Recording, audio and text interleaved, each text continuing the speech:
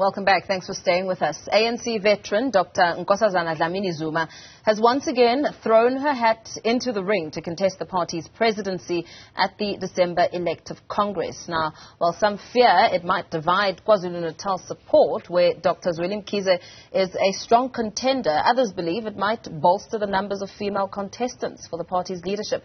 Joining us now to get some insight into the political meaning of Dlamini-Zuma's leadership ambitions is political analyst Sandile Swana. Very good afternoon to you. Thank you so much for your time. President Ramaphosa is set to face a new old challenger, Minister Nkosazana Dlamini-Zuma. How much has changed since Ramaphosa narrowly beat her 5 years ago?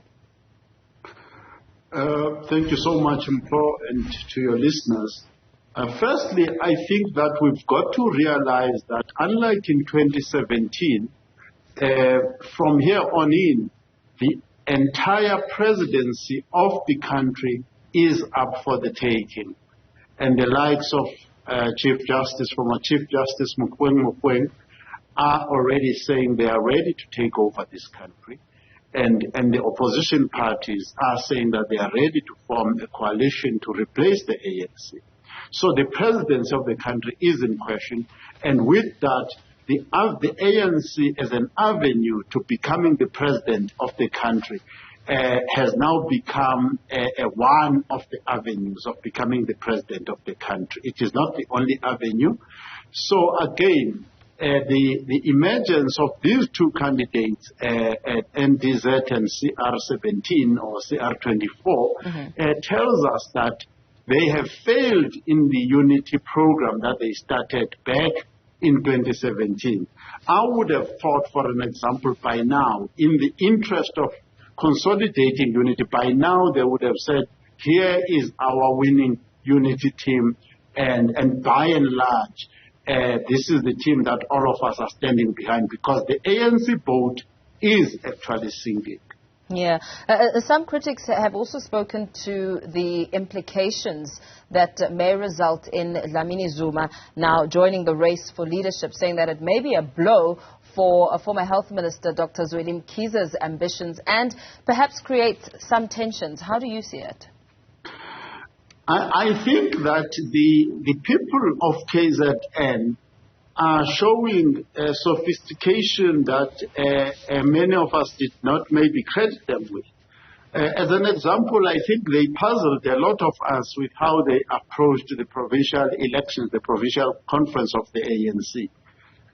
Many people, I think, felt that the people who won were non-entities, but actually when you dig deeper, you find that those people were entrenched in their branches. The actual support of the ANC was there.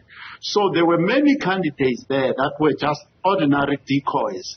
Sandile Zungu would have just been a decoy, Zandile Gumede just a decoy.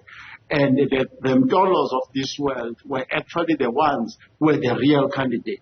So I have a suspicion that Nkosazana Dlamini-Zuma is just a decoy. She's not the real candidate behind which all the forces of KZN are going to ally. And, you know, you make mention of KwaZulu-Natal with whether Nkosazana Dlamini-Zuma is the decoy or not, and Dr Zweli Mkhize putting their hands up from KwaZulu-Natal, top politicians from that province.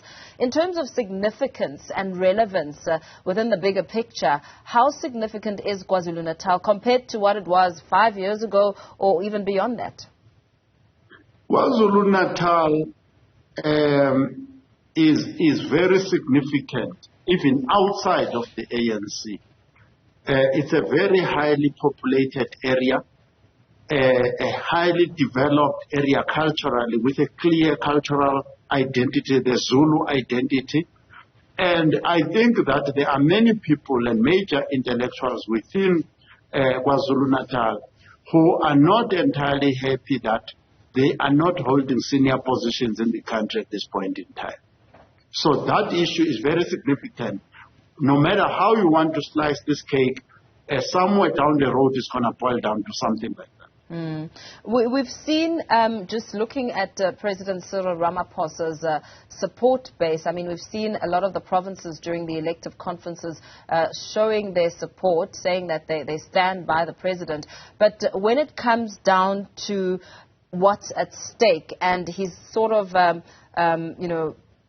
matters that are overshadowing him at the moment, questions around Phala, looking at the Western Cape High Court ruling on the public protector, what does that indicate, when it comes to some of the perceptions that are being made about him? I think that what has actually happened this year, certainly maybe you can say 12 months, but certainly this year, is that the whole notion of a clean President Ramaphosa has been deconstructed. So some of his shady dealings have received the spotlight. You must remember, this is not the only court case. The Mkhwebane court case is not the only one he lost. He lost the Marikana case, where the court found that he can actually be sued and he would have to pay claims of the compensation to the victims of the Marikana massacre. So politically, the opposition parties and maybe his opponents within the ANC might capitalize on that. But it is always difficult to capitalize on scandals of an ANC member if you are an ANC member swimming within the oceans of ANC scandals yourself. Very well. Thank you so much for that insight. We're going to have to leave it there for now. Political analyst Sandile Swana giving us a take on the leadership race with Minister Nkosazana Dlamini-Zuma, ANC veteran, also joining the race.